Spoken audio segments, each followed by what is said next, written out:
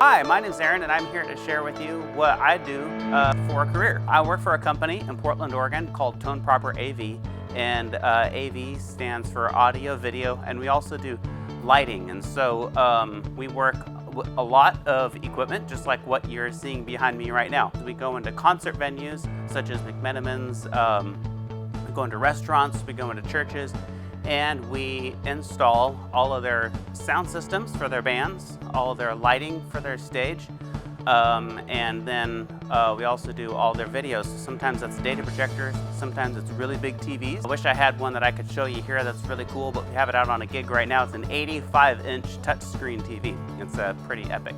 And so it's kind of a mixture of construction, a mixture of computer, and a mixture of music. Let me just show you just a couple of things that we have here behind us, because it's kind of fun and I think you might like it. Okay, so I kind of zoomed out on my camera here so that you can see, but right up here in this top corner, you'll see that we have a moving stage light that can pan, tilt, and it can zoom. I've got another one right up here. And then right back here, these are stage lights that we would use for like getting good color on people's faces. So we might have like 8 or 12 of those on a beam shining on the stage. And then this little guy right here, this is what we use to control all that lighting. And this is a really small one. You see here up in the corner it says Mini Wing, because this is about the smallest one that you can get. So I can get real fancy with this and turn everything off, or I can change colors. This is just a display model that we have here in our warehouse. But when we're on set, we'll do things where the lights move in and flash and do all kinds of really cool stuff. So right over here we have a console. This is just a smaller one that we have for demo in our shop, 48 channels.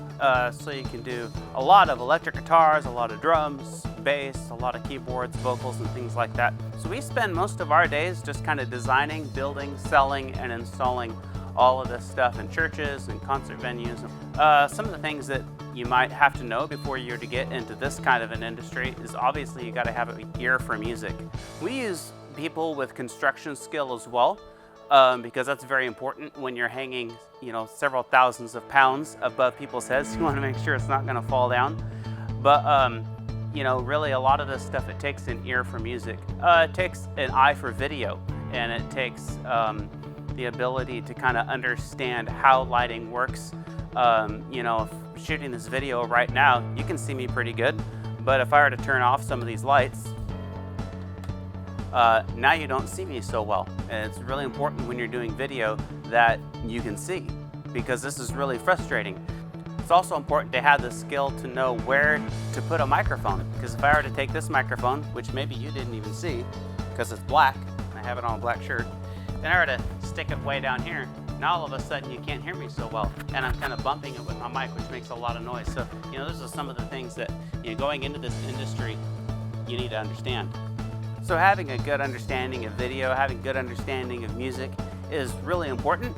But honestly, I think that anybody with the desire to do it, and if they have a good work ethic, that's super important. They can get into this field. One of the things you can't do is you can't get in here and be lazy, because pretty much all day long you're working with super heavy stuff.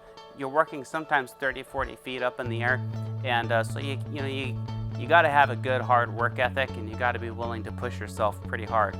Favorite things that I love doing in this industry is I love making wires. I don't know why I like doing that, but I do, and I always have. And so pretty much any job site that will go, I'll beg and ask, like, let me make the wires. And so I'll sit there sometimes for hours on end, soldering cables together, crimping cables together, making them just perfect. And I don't know, it's just a lot of fun to me. I remember being 13 years old in my dad's church here in Portland, and every Wednesday I would unplug their entire sound system and I would roll it into our youth room and set it up. And half the time it didn't work, half the time it did. I was just learning, and that's what I would encourage you. If you like this kind of stuff, if this looks interesting to you, find somewhere to start playing with it, whether it be your mom's living room and messing up her stereo, or whether it be your church, or wherever you can go and just get your hands on it and just start playing with it. I did that for a lot of years. I made a lot of mistakes. I broke some stuff. I fixed some stuff. But I learned a lot, and so when it came time for this job opportunity to come open, I already had a running start. And that's what I would say. Don't be afraid to get in there and start playing with stuff, because you'll learn so much. The other thing I would say is read. Read, read, read. I can't tell you how much reading I've done over the years. And you know, a lot of people don't like reading, but I can tell you for this, there is a wealth of knowledge for you out there if you'll just be willing to pick up a book. And I didn't even necessarily go out and buy expensive books. A lot of times I just got owner's manuals, and I would read through the owner's manuals, and I would read it until I understood what it said. And that's how I learned a lot of things. So that's what I do for a living. Super fun. I hope you enjoyed this. Thanks for watching it, and maybe I'll see you at a concert soon.